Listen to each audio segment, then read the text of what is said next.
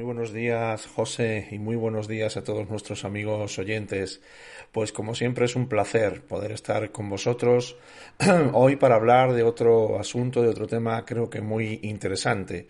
El título de la reflexión o la palabra de hoy, como queramos llamarlo, es panspermia. Y bueno, comenzaremos explicando qué es esto de panspermia.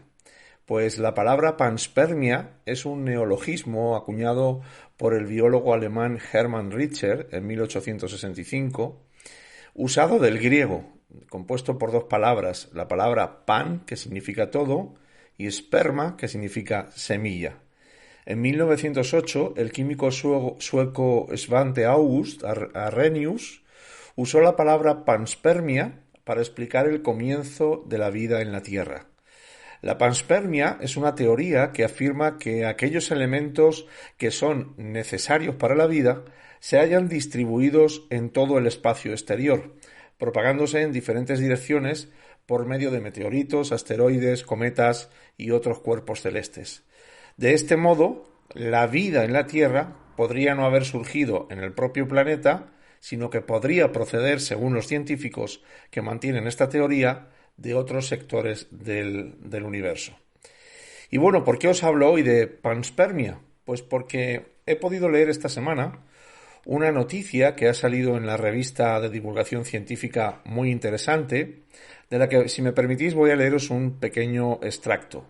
Dice, una de las teorías más fascinantes sobre el origen de la vida en la Tierra es el de la panspermia, que viene a decir que la vida, o al menos algunos de sus componentes esenciales, se habrían originado fuera del espacio. Después, estas primeras moléculas orgánicas habrían llegado a la superficie terrestre a bordo de meteoritos y de otros cuerpos celestes. Claro, esto aún sigue siendo una teoría. Lo cierto, dice la noticia, es que en los últimos años se están acumulando evidencias que hacen que la panspermia no parezca una idea tan descabellada.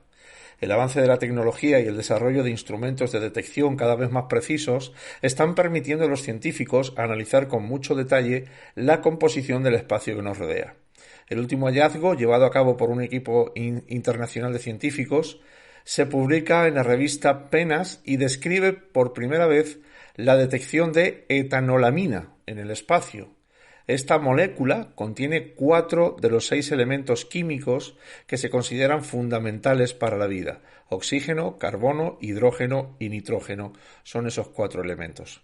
Además, la etanolamina forma parte de los fosfolípidos, moléculas que constituyen las membranas celulares, las cuales fueron cruciales, según los científicos, en el origen y evolución temprana de la vida en la Tierra, y se encargan de mantener unas condiciones estables en el interior de las células, protegiendo tanto el material genético como la maquinaria metabólica.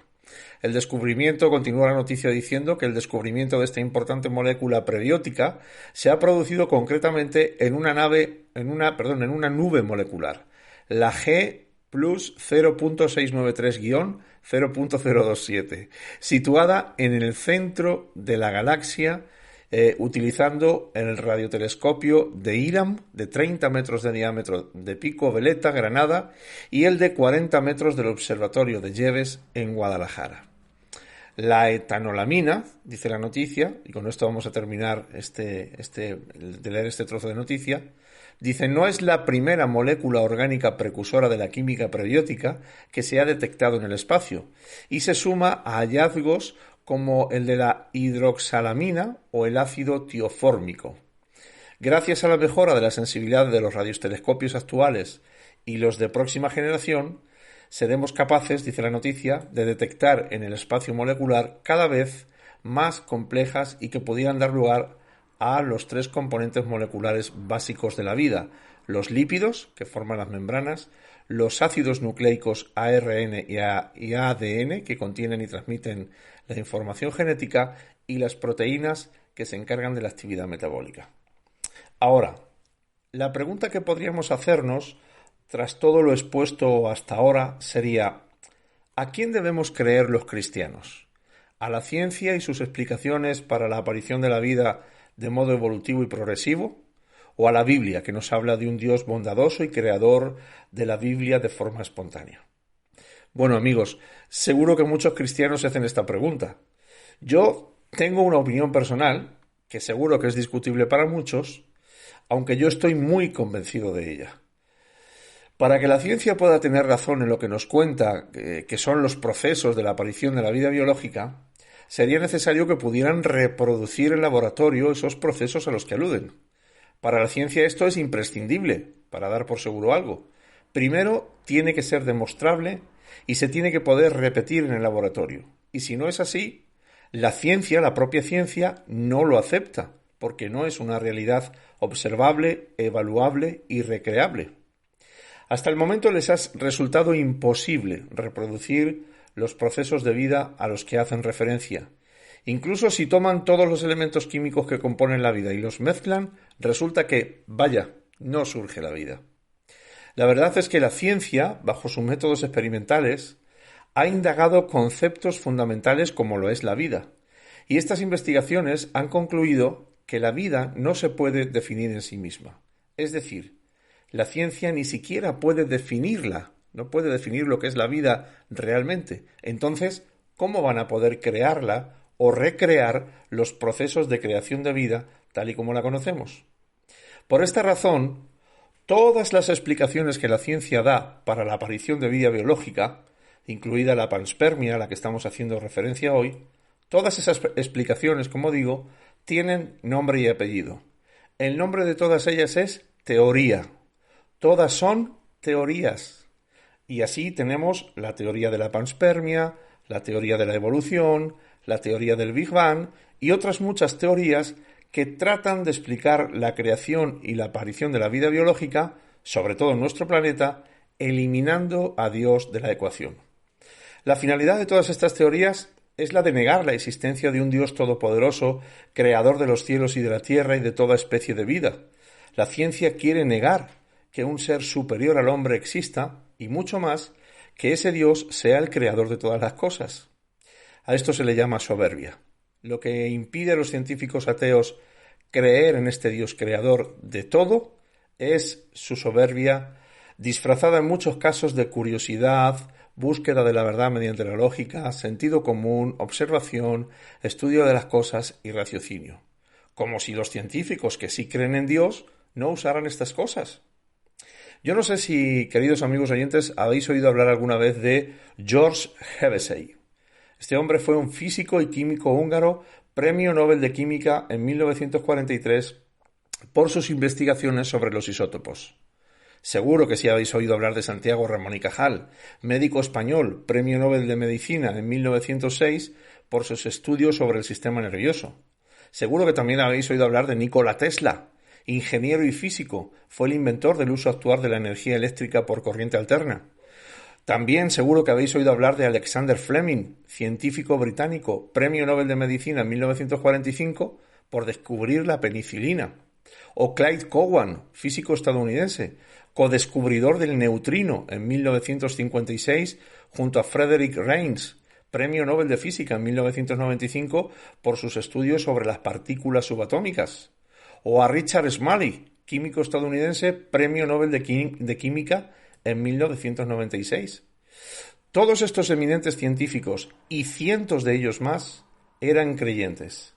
Y usaron la curiosidad, la búsqueda de la verdad mediante la lógica, el sentido común, la observación, el estudio y el raciocinio para llegar a alcanzar sus descubrimientos y aportaciones científicas. Pero además, tuvieron la humildad de creer en Dios precisamente como consecuencia de su conocimiento científico.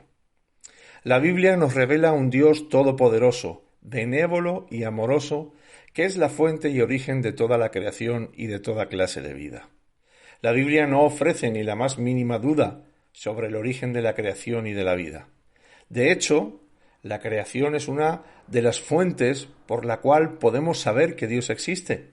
El Salmo 19 dice: «Los cielos cuentan la gloria de Dios y el firmamento anuncia la obra de sus manos».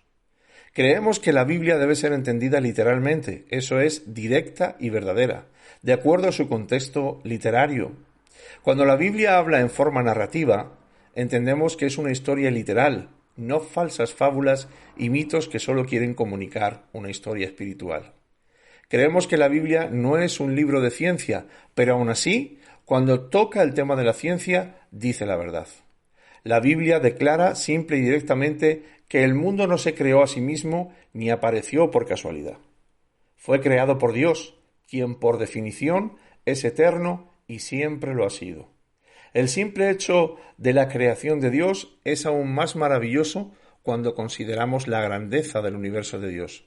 Si Dios creó los cielos y la tierra y toda clase de vida, entonces debemos de hacernos a la idea de que algunas cosas, entonces debemos deshacernos de la idea de que algunas cosas pueden suceder por casualidad.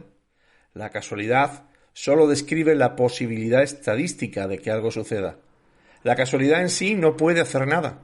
Por tanto, cuando alguien dice que el universo o cualquier otra cosa vino a existir por casualidad, son extremadamente ignorantes, supersticiosos o simplemente están repitiendo una frase que han escuchado antes o que han aceptado sin pensar. Para terminar, solamente decir que Dios es el diseñador inteligente. Solo Él, como diseñador inteligente, podría crear un universo perfecto y un planeta como el nuestro con la diversidad de vida que posee, incluyendo la vida humana inteligente. No fue la casualidad quien creó todo esto. Fue Dios Todopoderoso y Eterno, y el único y verdadero Creador y Dador de la vida. Así que confiemos en Dios, creámosle a Dios y creamos a su palabra. Esto es todo por hoy, José, esto es todo por hoy. Amigos oyentes, que el Señor os bendiga a todos y que paséis un feliz fin de semana.